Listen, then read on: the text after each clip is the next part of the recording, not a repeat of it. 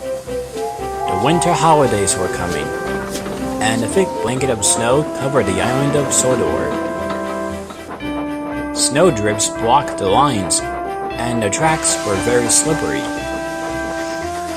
The engines felt frozen from their funnels to their footplate.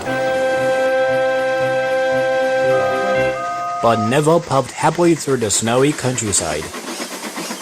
None of his lines were blocked.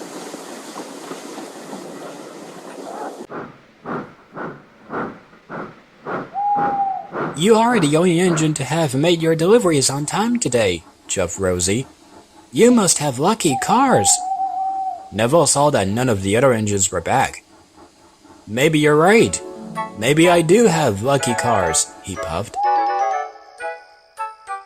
That night, when the engines were all asleep, Neville thought how pleased he was to have lucky cars. "Now, I will always be on time," puffed Neville, "and that means I can be a really useful engine."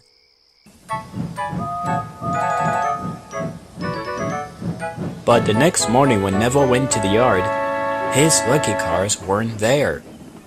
"Oh no," chuffed Neville. "Where are my lucky cars?" "Henry took them," puffed Rosie. "He needed to take coal to the villages." Then Sir Topham Hatt arrived at the yard. "Neville, I've got a very important special for you," said Sir Topham Hatt. "A delivery of presents has arrived at the airport.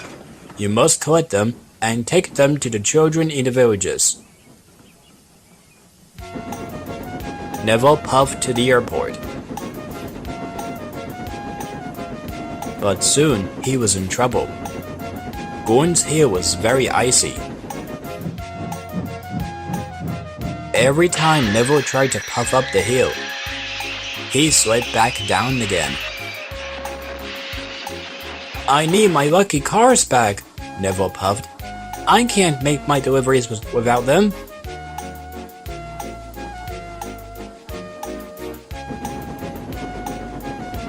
"Must find Henry, must find Henry," chuffed Neville. Then a snowslide came down and blocked Neville's way. "Oh no," puffed Neville. "If I had my lucky cars, this would never have happened."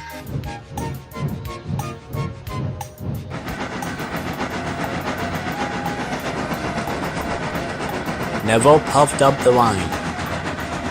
He saw pipes across the track. They were blocking his way. "I thought you were collecting presents," chuffed Edward.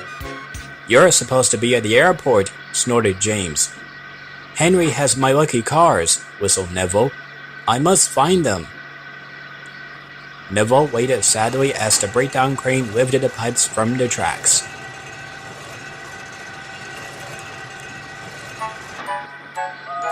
Then he chuffed on to find Henry and his lucky cars. But every way that Neville chuffed, there were more delays. "Sorry," puffed Thomas. "It has taken me a long time to clear this line." "It's not your fault," Neville whistled. "I need to find Henry and my lucky cars."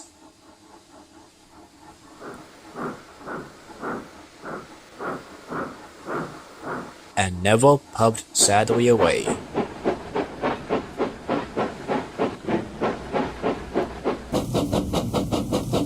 Neville couldn't find Henry anywhere. "I'll never see my lucky cars again," he sighed. But when he puffed into the frosty forest, there was Henry with Neville's lucky cars. "I found you!" Neville chuffed excitedly.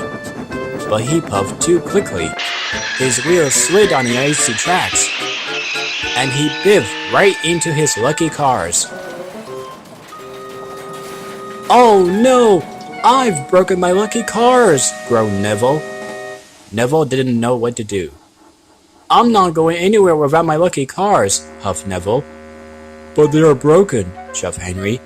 "And if you don't collect the presents soon, the children won't have anything to open in the morning."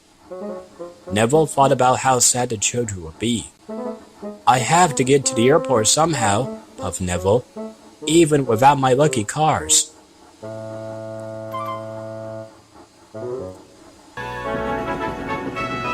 So Neville chuffed away to the airport. The tracks were clear now, and the more Neville thought about the children, the less he thought about his lucky cars.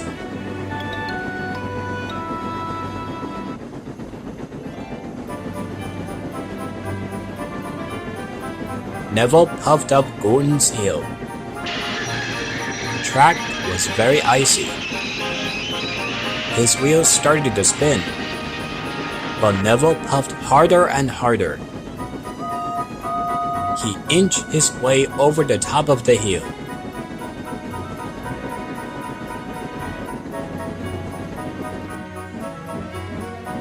Soon, Neville arrived at the airport. He collected his presents and puffed across the island, making his deliveries. Now, Neville didn't think about his lucky cars once. All he could think about was delivering the presents on time.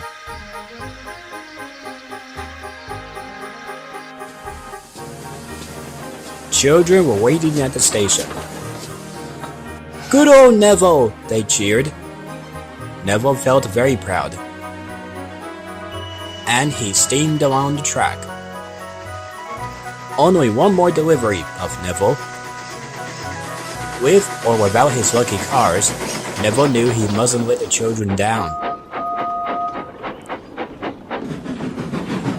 "I've delivered all the presents," chuffed Neville happily, "and without my lucky cars, maybe the cars weren't so lucky after all."